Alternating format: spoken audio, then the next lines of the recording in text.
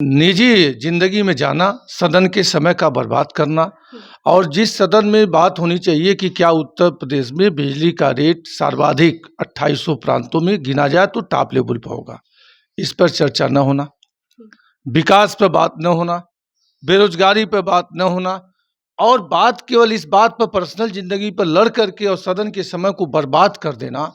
एक पीठाधीश्वर जो इतनी बड़ी पीठ पर बैठा हो और जो सनातन धर्म संस्कृति से जिनकी बहुत बड़ी आस्था हो और उनसे हम लोगों को आस्था हो, तो हम एकदम उम्मीद नहीं कर सकते।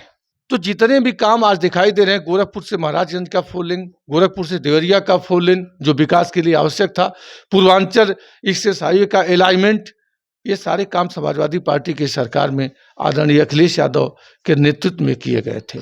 इसलिए हम उम्मीद कर सकते हैं और आज के नेता सदन भी, मुख्यमंत्री जी भी उसी के पोषक हैं और हमारे सनातन धर्म के अगुआ हैं, तो हम तो कतई उनसे उम्मीद नहीं कर सकते हैं कि उनकी बारी भाषा, हम तो यह भाषा सुन करके यह मतलब हमको लगता है कि यह उनके द्वारा बोली गई नहीं होंगी। हमको तो ऐसा प्रतीत होता है। औद्योगिक माहौल जो बनना चाहिए था वह नहीं बन पाया।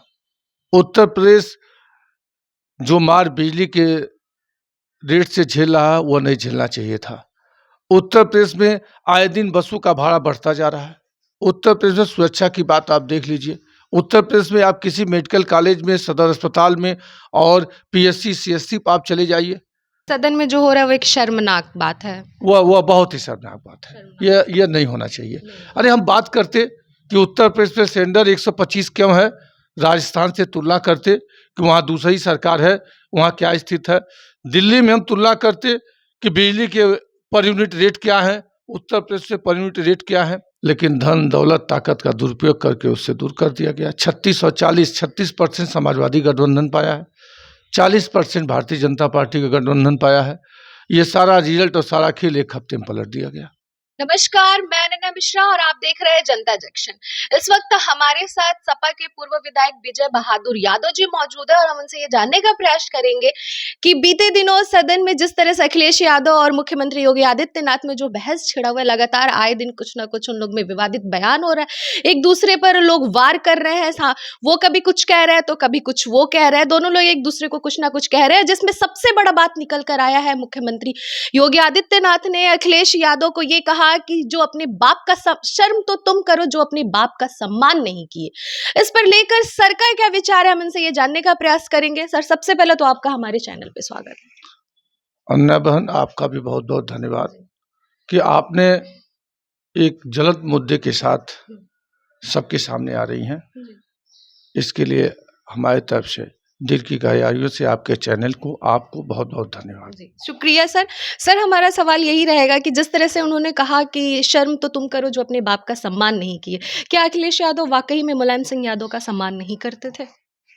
सबसे पहले तो बहन आपसे जानना चाहते हैं नन्या बहन कि क्या यह संसदीय भाषा है एक विधानसभा के अंदर निजी आरोप प्रत्यारोप की? हमारी समझ से हम भी आम जनता ने के जनादेश से 10 साल विधायक रहे, लेकिन निजी जिंदगी में जाना, सदन के समय का बर्बाद करना और जिस सदन में बात होनी चाहिए कि क्या उत्तर प्रदेश में बिजली का रेट सर्वाधिक 2800 प्रांतों में गिना जाए तो टॉप लेवल पर होगा, इस पर चर्चा न होना, विकास पर बात न होना, बेरोजगारी पर बात न होना और बात केवल इस बात पर पर्सनल जिंदगी पर लड़ करके और सदन के समय को बर्बाद कर देना और ऐसे व्यक्ति से जो नेता सदन हो और कहीं न कहीं पीठाधीश्वर हों, जो भगवान राम के हम लोग अनुयायी हैं। भगवान राम ने रामायण काल में जब हम लोग रामायण देखते हैं तो कितनी मर्यादित भाषा का सदैव प्रयोग किया।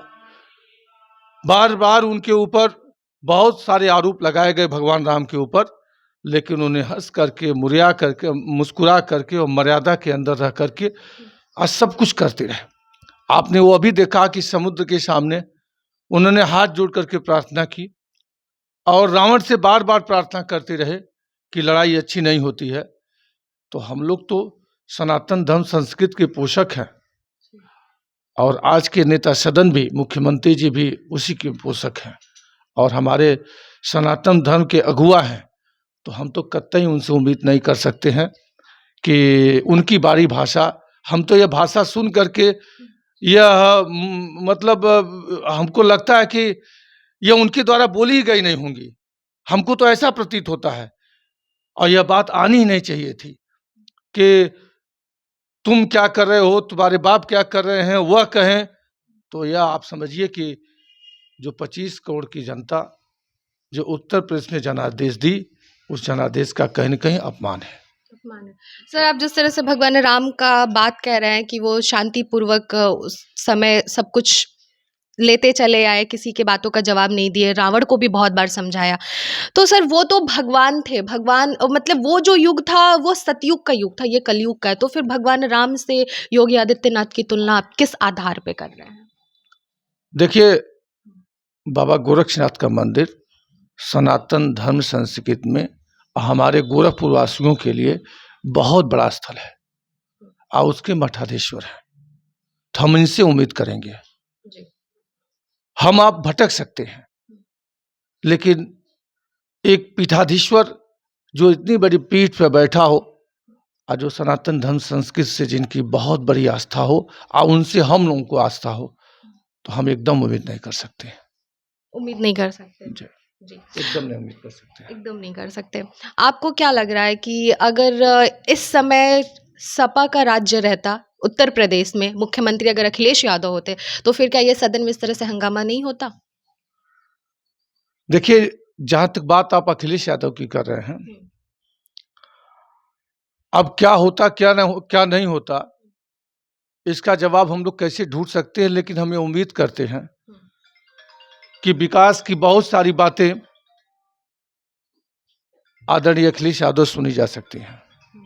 अब बहस में पिछली सदन जब चली थी, तो उन्होंने जब पावर हाउस की गिनती, जब आप पावर हाउस ऊर्जा पर बात हुई, तो आपने सुना होगा, देखा होगा कितनी बड़ी जानकारी उनके पास है।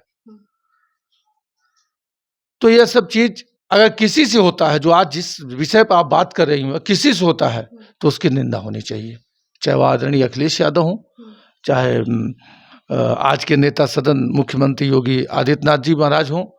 अगर किसी से भी जिस प्रकार की वाणी का प्रयोग किया गया है वो हो, तो वह ठीक नहीं है, वो अच्छा नहीं है, वह समाज के लिए अच्छा नहीं है, इस 25 करोड़ आबादी के लिए अच्छा नहीं है, वह भारतवर्ष के विकास के लिए अच्छा नहीं है। मतलब सदन में जो हो रहा है वो एक शर्मनाक बात है। वह बहुत ही शर्मनाक बात है, यह नहीं होना चाहिए।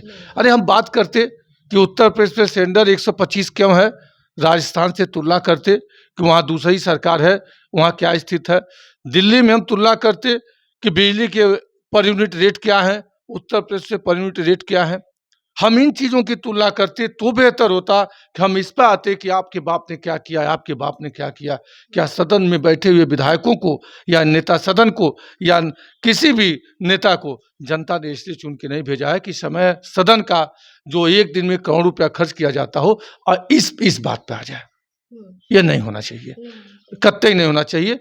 और हम नेता सदन से जो पूजनीय है, वंदनीय है, उनसे कतई उम्मीद नहीं कर सकते हैं। चलिए, ये तो बात हो गई सदन की। हम ये जानना चाहते हैं कि क्या लग रहा है कि अगला जो चुनाव होगा मुख्यमंत्री का, क्या लग रहा है सपा का सरकार उत्तर प्रदेश में आएगा? आपको क्या उम्मीद लग रहा है?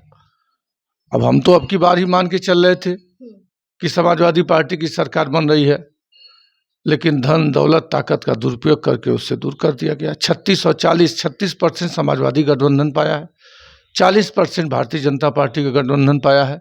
ये सारा रिजल्ट और सारा खेल एक हफ्ते में पलट दिया गया। तो हमें अब आप भी महसूस कर सकती हैं, प्रदेश की जनता ही महसूस कर रही है, लोग भी महसूस कर रहे हैं कि आने वाला समय, आने वाला वक्त और 27 समाजवादियों का होगा। समाजवादियों का होगा। ये बताइए, अगर समाजवादी पार्टी आ जाती है उत्तर प्रदेश में, तो सबसे पहला वो कौन सा कार्य है जो आप लोग के हिसाब से लग रहा है कि उत्तर प्रदेश में ये अभी नहीं पूरा हुआ, इसका पूरा होना अनिवार्य है? नहीं, देखिए, जो उत्तर प्रदेश में औद्योगिक माहौल जो बनना चाहिए था, वह नहीं बन पाया। उत्तर प्रदेश जो मार बिजली के रेट से झेल रहा है, वह नहीं झेलना चाहिए था। उत्तर प्रदेश में आए दिन बसों का भाड़ा बढ़ता जा रहा है। उत्तर प्रदेश में सुरक्षा की बात आप देख लीजिए, उत्तर प्रदेश में आप किसी मेडिकल कॉलेज में, सदर अस्पताल में और पीएससी, सीएससी पर आप चले जाइए, उनको आप देख लीजिए। और किसी भी शहर को जो प्लानिंग के साथ काम होने चाहिए थे, वो प्लानिंग के साथ काम नहीं हो पा रहे हैं। हम ये जानते हैं कि जिस प्रकार से समाजवादी पार्टी की सरकार में आज के 7 साल पहले जो गोरखपुर को जाम से निजात दिलाने के लिए मोहद्दीपुर, आप देखेंगे कि मोहद्दीपुर गुरंग चौराहे से लेकर के पैडलेगंज तक 4 लेन दे दिया गया था। अमृत मंडी से लेकर के नहर रोड तक दे दिया गया था। और जितने भी आज तक फ्लाईओवर बने हैं जो कंप्लीट दिखाई दे रहे हैं, चाहे वो तरंग क्रॉसिंग का हो, चाहे मोहद्दीपुर का हो, चाहे सूरजकुंड का हो, चाहे गोरखनाथ का ओवरब्रिज हो, नका क्रॉसिंग का, ये सारे ओवरब्रिज समाजवादी पार्टी की सरकार में दिए गए थे। यही विकास के नमूना है, उदाहरण है कि समाजवादियों ने क्या किया। नया सवेरा जो आज दिखाई दे रहा है, गारंटी के साथ हम कहना चाहते हैं कि नया सवेरा उस समय आधे से अधिक बन करके तैयार था।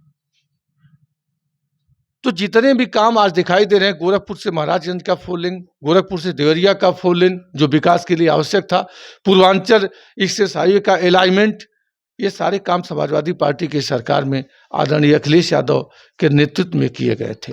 इसलिए हम उम्मीद कर सकते हैं कि अगर जो आदरणीय अखिलेश यादव मुख्यमंत्री हुए होते तो इस उत्तर प्रदेश की तस्वीर कुछ और होती। कुछ और होती, क्या ऐसा कुछ अलग होता? यही अलग होता जो जिस पर हमने आपसे बात की है कि जिन चीजों पर बहस सदन में नहीं होनी चाहिए थी, सदन में पॉजिटिव बहस होनी चाहिए। सदन में कहीं निगेटिव बात नहीं होनी चाहिए। अगर कहीं होती है तो नेता सदन को बड़ा दिल दिखाना चाहिए और बड़ा दिल दिखा करके इन मुद्दों को रोकना चाहिए, इन बातों को रोकना चाहिए और विकास पर बहस होनी चाहिए। तो ये थे हमारे साथ पूर्व विधायक विजय बहादुर यादव जी, जिन्होंने ये कहा कि अगर सपा का सरकार रहता तो आज उत्तर प्रदेश का विकास कुछ और सीमाओं पे रहता, और अभी तक जितना भी उत्तर प्रदेश में जो भी विकास है वो सिर्फ और सिर्फ सपा के राज्य में हुआ है। यानी कि अखिलेश यादव का जब राज्य उत्तर प्रदेश में था तो जो भी आज आपको दिख रहा है उत्तर प्रदेश में, जो भी विकास दिख रहा है वो सब और सब मुख्यमंत्री जब अखिलेश यादव थे उनके द्वारा किया गया हुआ है। और रही बात सदन में जिस प्रकार उन लोगों में विवाद छिड़ा हुआ एक दूसरे को, जो कभी वो कुछ कह रहे हैं मुख्यमंत्री योगी आदित्यनाथ अखिलेश यादव को, या फिर अखिलेश यादव कभी मुख्यमंत्री योगी आदित्यनाथ को कह रहे हैं, तो सर के हिसाब से सदन में इस प्रकार किसी को कुछ नहीं कहना चाहिए और खास करके किसी के पर्सनल लाइफ के बारे में नहीं कहना चाहिए। तो देखते हैं कि अब आगे क्या होता है, क्या पता क्या अगले चुनाव में मुख्यमंत्री के क्या अखिलेश यादव आ पाते उत्तर प्रदेश में या फिर नहीं आ पाते, और कितना वो विकास करेंगे, ये देखने वाला टाइम है और ये वक्त बताएगा। इसी के साथ मैं नैना मिश्रा आपसे विदा लेती हूँ। देखते रहिए जनता जंक्शन।